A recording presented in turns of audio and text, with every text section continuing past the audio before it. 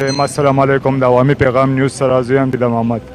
دا وخت کې مونږ سوزکو سټاپ کې موجود یو.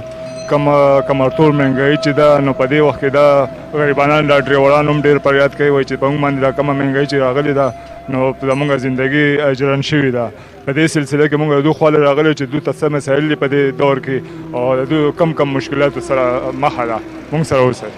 دا وخت مونږ په شګۍ کې د سوزکو په سټاپ ولاړ یو. د مهنګایي خلاف راوتي یو. دا ګاډي ولاړ دي مخامخ ټول په دې لنډ ولاړ دي. نن سین د هغې د وجې نه دا ګاډي ټول ولاړ دي سهار راوتي دي.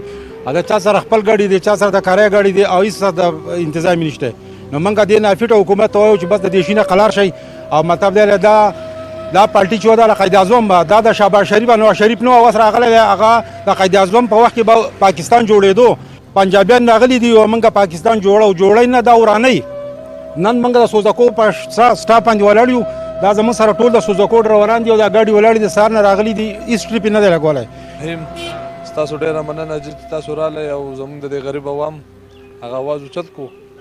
دلته کې مطلب دا دی تاسو ته پخپله پته ده د پېټرول هم داسې مسله ده د سینجۍ هم ده نورو حالات روان دي چې کوم ځای ته به رسي مهنګایي ده.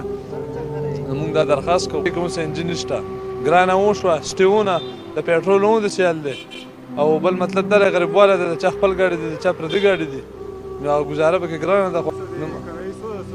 کرایه 10 روپۍ وه چې بیا موږ شل کړې ده او اوس مطلب دا ده چې په دې کې ګزاره نه کېږي. مطلب دا ده چې د حکومت ته درخواست کوو چې موږ د څه نه څه پروګرام جوړ کړئ زموږ دا کرایه به 10 روپۍ وخوځي نو دومره به یې د څه نه څه ګزاره به زموږ روانه شي. شل روپۍ کرایه والی شته ډېر کسان پکې خفګان کې زموږ د مهنګایي اعتراض نه کوي. نورې مهنګایانې سیوا شوي دي کرایه په باره کې هر سړی موږ سره چیړ کوي. نو موږ درخواست دا دی چې موږ د کرایه باره کې دي د خلک چیړ هم نه کوي. موږ دا کرایه 60 روپۍ هر یو شته ټول ډریوران ولاړ دي ټول زموږ ملګري. السلام علیکم. زما ورونو دا زموږ ټول چې کوم دی ډریوران حضرات راغونډ شوي دي او په دې بابت کې راغلي چې شپږ میاشتې مخکې ما ګاډي اخیستې وه په هغه وخت کې چې کوم دی په 1200 1400 روپۍ موبلې بدلول پرون ما بدل کړو په 3500 روپۍ باندې ساده فلټره او دغسې چې کوم دی ټیر ټوپ او هر څه چې کوم دی ګران شوي دي او دغسې چې کوم دی مهرباني دا ده چې به زموږ شټاپ 60 روپۍ شي او د شګۍ نه مینګو ته چې کوم دی کرایه 10 روپۍ شي او چې کوم دی داسې یو کاغذ مو ته میلاو شي چې موږ ته چیړ نه کوي. دا هغه ټول دغه خبره کوي چې به نه کاغذ شته نه ثبوت شته. تاسو څنګه چې کوم دی 10 روپۍ علي یا 60 روپۍ علي د لسو په ځای نو علي یو شته کوم نه چې کوم دا اوس چې دا پېټرول ګران شي تاسو کرایه نه سیوا کړې که نه هېڅ هم دا کیلو چې کوم دی په سینجۍ کې چې کوم دی 40 روپۍ ګران شوي دي نو الله یې وشته که چې څومره چې کوم دی زموږ سره ښه کولی شئ.